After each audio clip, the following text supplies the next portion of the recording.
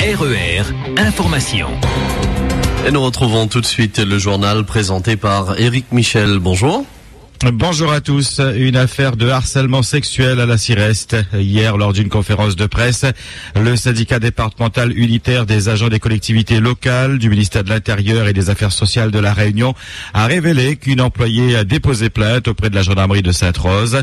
Durant les 6 derniers mois, mon collègue s'est arrangé pour être seul avec moi pour me montrer son sexe et me demander comment je le trouvais, témoigne la jeune femme encore traumatisée. Le parquet a requalifié les faits d'agression sexuelle et une enquête est en cours. Le syndicat regrette que la victime n'a pas été protégée par sa hiérarchie, cette dernière traînant même les pieds pour renouveler les contrats de la jeune femme et d'une déléguée syndicale, les deux personnes qui sont actuellement en arrêt de maladie.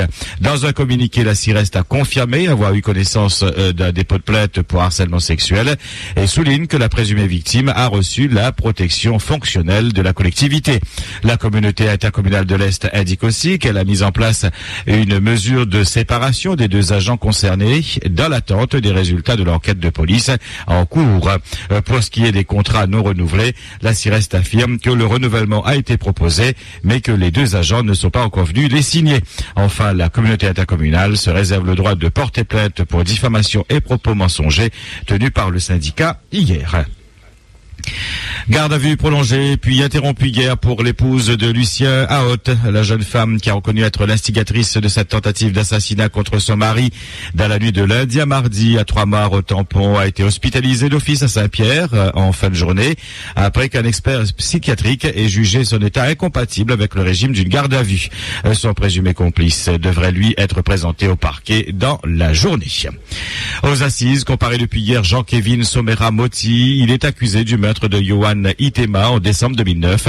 Un drame qui s'était déroulé sur le parking des Briconotes à Saint-Benoît. Pour une histoire de fille, Jean-Kévin a mortellement poignardé Johan. Depuis le début, l'accusé affirme ne pas avoir voulu tuer la victime, mais se défendre car il se sentait menacé. Le verdict est attendu en fin de journée. Claude Fulmar sera rejugé. Cet homme d'une trentaine d'années avait été acquitté par la cour d'assises le 27 novembre dernier, alors qu'il était accusé du viol de l'ami de sa copine en novembre 2010 à Saint-Louis, lors d'une soirée très alcoolisée. Claude Fulmar avait réussi à semer le doute chez les jurés qui l'ont alors acquitté. Le parquet a décidé de faire appel. Le compte en banque du consulat de Madagascar à La Réunion a été bloqué par BNP Paribas. L'établissement financier suspecte un blanchiment d'argent portant sur plusieurs millions d'euros. En attendant des éclaircissements, le consul ne peut plus effectuer d'opérations sur son compte. Fausse alerte ou réelle disparition à l'étang Salé. Hier soir vers 19h, les sapeurs-pompiers de la brigade nautique ont été appelés pour une intervention au large de l'étang Salé. 2 personnes auraient disparu à 60 mètres de la plage, à proximité du poste des maîtres nageurs sauveteurs. Des opérations de reconnaissance ont été menées, mais seules 2 bouées ont été retrouvées. Une nouvelle reconnaissance pourrait avoir lieu ce matin. Élise Faure est portée disparue depuis le 29 novembre à Saint-Denis. La jeune Dionysienne de 16 ans a quitté le domicile de ses parents sans sac ni papier d'identité. Le jour de sa disparition, elle portait un jean bleu et un haut violet. Si vous l'avez aperçu, contactez le commissariat Malartic. RER. La grève d'une partie des employés communaux à Saint-Denis se poursuit. Ces agents manifestent depuis 2 jours devant le centre technique communal situé dans la rue Léopold-Rambaud, attendant l'ouverture des négociations avec le maire Gilbert Annette. Ils réclament, je vous le rappelle, une augmentation de salaire, notamment. Le maire de Saint-Denis leur a proposé un rendez-vous à l'hôtel de ville, mais les grévistes exigent sa venue sur place. Ils sont à nouveau devant le centre technique ce matin et des perturbations de la circulation pourraient encore intervenir. La plateforme des associations Emploi Vert reste mobilisée. Hier, elle s'est réunie devant la préfecture pour demander aux représentants de l'État de rouvrir le dialogue sur le renouvellement des contrats. Brigitte Naz, présidente de la plateforme. Il y a quand même 947 emplois verts qui se retrouvent au bord du chemin alors qu'il y a des engagements qui ont été signés et qui disaient que tous les renouvellements allaient donc être faits jusqu'au 31 décembre. Ce qu'on demande, c'est que qu'il y ait un dialogue pour essayer de trouver des solutions concrètes, des solutions pérennes, donc pour renouveler ces 947 personnes, puisqu'en fait on va arriver à la fin de l'année et comme l'année dernière, on aura un gros volume de contrats aidés non consommés qui seront renvoyés en métropole. Et ça serait vraiment dommage, alors que 947 personnes pourraient donc bénéficier de ce quota qui est pour l'instant apparemment affecté, mais qui n'est pas consommé. Une plateforme d'associations qui n'apprécie pas ce qu'elle considère comme une récupération du mouvement par Jean-Hugues Raton. Je ne veux pas ouvrir ce débat, mais je vais dire un mot, que moi, je refuse qu'une personne en son nom personnel ou au nom d'un mouvement récupère la compétence de la plateforme des associations Emploi Vert pour justement reprendre sa thématique. Nous existons, le Conseil régional nous reconnaît, on a un partenariat, on travaille sur le dispositif Emploi Vert, donc c'est de notre compétence. Brigitte Naz, la présidente de la plateforme des associations Emploi Vert. Manifestation de plusieurs associations. Hier aussi, devant le conseil régional au Moufia, elle réclame de la collectivité le maintien du prix de la bouteille de gaz à 15 €. Dispositif régional qui arrive à échéance le 31 décembre prochain. Et réclame aussi le renouvellement des contrats Emploi Vert qui s'achèvent à la fin de l'année. Les négociations n'ont pas abouti.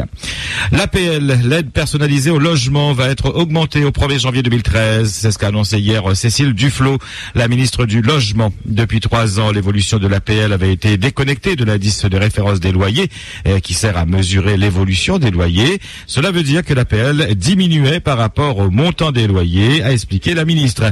À compter du 1er janvier, l'APL sera réindexée sur l'indice et cela va donner un coup de pouce à ceux qui ont une charge de loyer importante. La ministre a également annoncé une loi sur le logement pour le premier semestre 2013 pour encadrer les loyers. L'opposition de Saint-André a saisi la justice sur un protocole d'accord signé entre la mairie et les syndicats de la fonction publique. Le document prévoit le passage en CDI des agents de catégorie C, affichant au moins 1 an de CDD. 400 personnes sont concernées pour un coût évalué à plus de 230 000 € pour l'année 2013. Illégal et électoraliste, estime Jean-Marie Virapoulet. Pour la mairie, de son côté, cette décision répondait à une demande des partenaires sociaux. Les juges du tribunal administratif ont mis leur décision à délibérer sous 8 jours. RER. La commission de l'océan Indien fête ses 30 ans et à cette occasion, un nouveau logo, de nouveaux locaux, une expo photo et un clip ont été présentés. En cadeau, c'est le Premier ministre mauricien qui a offert à la COI 500 000 $ pour soutenir le processus de sortie de crise à Madagascar. Du nouveau agilo ce matin avec l'arrivée du premier vol de XL Airways. L'avion a d'ailleurs atterri juste avant 8 heures et merci à Jérôme Le Dépanneur pour l'info au 39 16. La compagnie propose des tarifs inédits, 499 € aller-retour. Réunion Métropole. 26e édition du Téléthon à partir d'aujourd'hui et tout au long de ce week-end. La ville de Saint-Paul a été retenue pour figurer parmi les 4 communes ambassadrices, ce qui va permettre de mettre en avant une grande partie des 200 manifestations programmées tout au long du week-end dans toute l'île pour la récolte des fonds. Sur les 30 heures de télévision, 1h30 d'antenne diffusée sur France 2 seront consacrées à Saint-Paul, la ville qui a mis le paquet sur le plan des animations. L'année dernière, 500 000 € avaient été récoltés dans notre département. Parmi les nombreuses opérations organisées, signalons celle des sapeurs-pompiers. 100 d'entre eux s'élanceront ce matin à partir de 9h du port dans un tour de l'île qu'ils comptent boucler dans un délai de 30 heures du Téléthon. Par ailleurs, 400 autres pompiers qui collecteront des dons dans les communes et dans les centres commerciaux. Bichic l'a montée hier après-midi à Saint-Benoît à la rivière des Roches, ou plutôt de Moune la descente dans la mer pour récupérer la poche. Les alevins se regroupent en effet à quelques mètres de la côte avant d'entamer la remontée des rivières. Ces bichic roses, dit-on, a plus de goût. Le kilo s'est négocié hier aux alentours de 35 à 40 €. Votre question d'actualité, comptez-vous prendre des vacances dans les prochains jours? À une semaine des vacances scolaires et des congés de fin d'année, allez-vous voyager? Ou plutôt, préférez-vous rester à La Réunion? Avez-vous une préférence pour les vacances de décembre, janvier ou pour celles de juillet-août? Prévoyez-vous un budget spécial vacances? Vos réponses sur le www.rer.re. Vos réactions en direct à 9h, 11h et 17h. Une dépression tropicale évolue dans le sud-ouest de l'océan Indien. À 4 heures ce matin, elle se trouvait à 2335 km à l'est-nord-est de la Réunion et se déplaçait vers le sud-ouest à 13 km/h. Le système va continuer à s'intensifier dans les prochains jours pour atteindre jusqu'à le stade de cyclone tropical, voire cyclone tropical intense, mais il devrait rester loin de nous et de l'île Rodrigue et plonger ensuite vers le sud. RER. 8h11 sur RER. C'est le point final à ce 5-8 à cette édition. Merci de votre attention, de votre fidélité. Agréable journée. On se retrouve à 12h30. RER, la radio qui vous transporte sur toute l'île.